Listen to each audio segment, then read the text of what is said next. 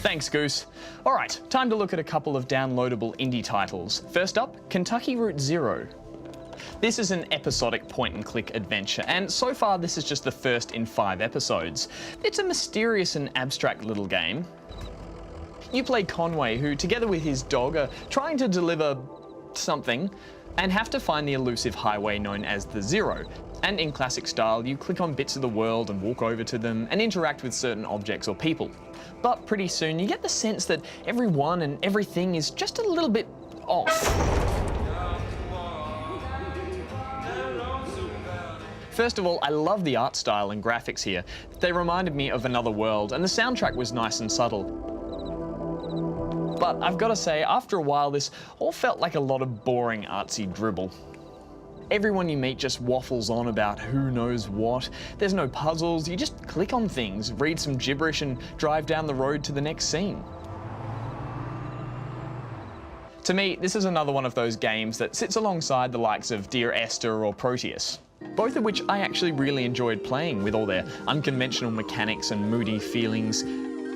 Games like this can feel like a refreshing breath of air as you work to interpret meaning from your strange encounters and just let your emotions guide you. That said, analysing subtexts and themes from a bare-bones amount of information and story can get old very quickly. With Kentucky Route Zero, there's a decent sense of mystery, and it's got a very interesting vibe, all kind of like playing through someone's dream, so I was intrigued to find out what was actually going on. Unfortunately, by the end of the short episode, the payoff just wasn't there. There are times it reminded me of a good old text adventure which have a special spot in my heart, but it just lacks any meaningful input from you. For example, I liked all the dialogue options you get, but they're actually all pointless. Other than getting to name your dog, nothing you say really affects anything, and no choice you make actually matters. When I finished the first episode, I had no idea what had just happened and didn't really feel like I'd done anything, which for me wasn't much fun. It's always hard to rate these arty games, but I was still intrigued by its strangeness and drawn in by its art. Plus, I am interested to see if things pick up a bit in the next episode.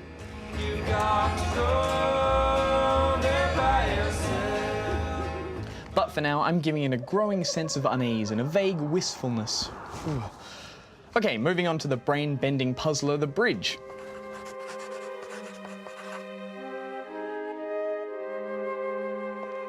The Bridge is pretty much the exact game that MC Escher and Isaac Newton would have created if they owned a small indie studio together.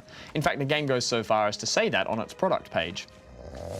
As you start the game, you'll have to wake up your little character by rocking gravity from side to side until an apple falls on his head.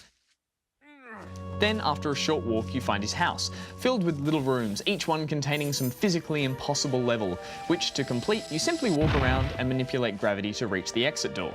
There's a perfectly adjusted difficulty curve here as they gradually work to introduce new elements in each level, like the menace balls, gravity vortexes, and parallel dimensions, while also easing you into some of the more complicated levels that just hurt my head looking at them. It is a very short game though. It only took me about an hour to complete, and to be honest, I breezed through most of it.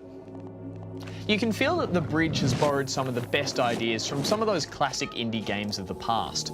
You can rewind time like in Braid, although Braid actually used time in a clever way and conveyed some meaning through its story, whereas I had no idea what they were on about here. Then there's the black and white style of Limbo and the gravity switching of And Yet It Moves, or the ghostly shadow you leave behind you when you die, like in Super Meat Boy replays. But it's just a shame that the game never manages to use any of these clever ideas to a greater effect. Visually, the game is a delight to look at, and all the levels have been really cleverly designed. Everything is hand-drawn, and the fact they've made these near-impossible structures into actual levels is impressive just in itself. Again though, it all just felt a bit too short for the asking price. I know quality is always better than quantity, but here I couldn't help but feel a little bit shortchanged.